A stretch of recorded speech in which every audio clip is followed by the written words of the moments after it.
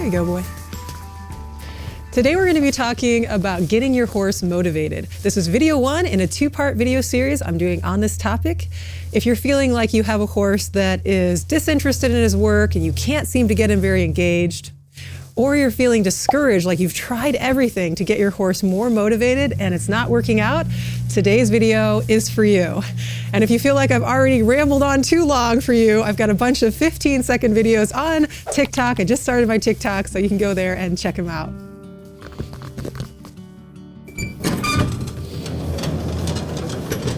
Hey, Legend. How you doing, buddy? So the first thing I want to talk about when it comes to motivating your horse is their physical ability. When we look at our horses running out in the pasture, they look like these big, powerful animals who are capable of doing anything.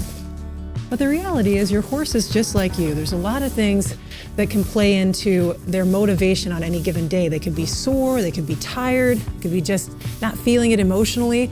And there's other factors that play in as a horse, like their breed, their conformation, their level of work. So how do we get our horses to be in a place where they are more motivated and they're more physically able to do the work easily? I'm going to give you some tips to help you out with this. So my first tip is one that may be obvious to you guys, but when we are working with our horses, we're often focused on the task at hand. We're trying to get something done.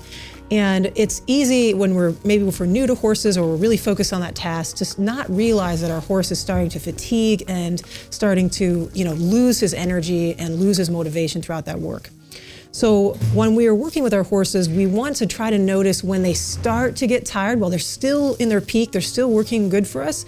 When they start to get a little tired, we want to take initiative to give them a break and try to keep them in this place where they're working at their peak, staying energized and staying motivated.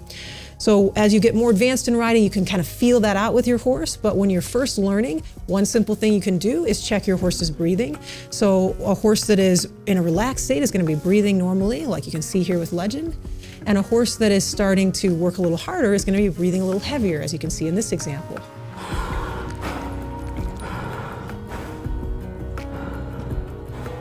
So tip number 2 is working on short interval training. So you're doing these short distances where you're asking your horse to work really hard and then you're letting him come down and take a little break. So doing transitions like this helps to be able to build your horse's strength and his wind capacity. When we have a horse that we feel like is not motivated, particularly to go forward, doing these short distances helps him not only to build his strength, but it helps him emotionally to know that if he gives his all for a few strides, he's going to get a little break. And that helps him to give more and more to you as the rider. So my next tip is on having an easy day and a hard day. So if we worked our horse really hard one day, here I'm taking Legend over some cavalettis, did some canter work, then having another easy day where we take our horse out on trail and we just relax a little bit can help add some variety in our work and keep our horse more engaged and more motivated in our workouts. My final tip is one of the most important, and that is working your horse consistently. So if we have a horse that is, standing in a stall and we look at a person that is sitting all the time, they look kind of similar. So both of these individuals are going to be able to do basic things, walk around easily, but if we ask them to go and do an hour workout, they're going to struggle. So a horse that is on a 3-day-a-week workout routine, just like a person on a 3-day workout routine, is going to find work to be a lot easier and a lot more enjoyable.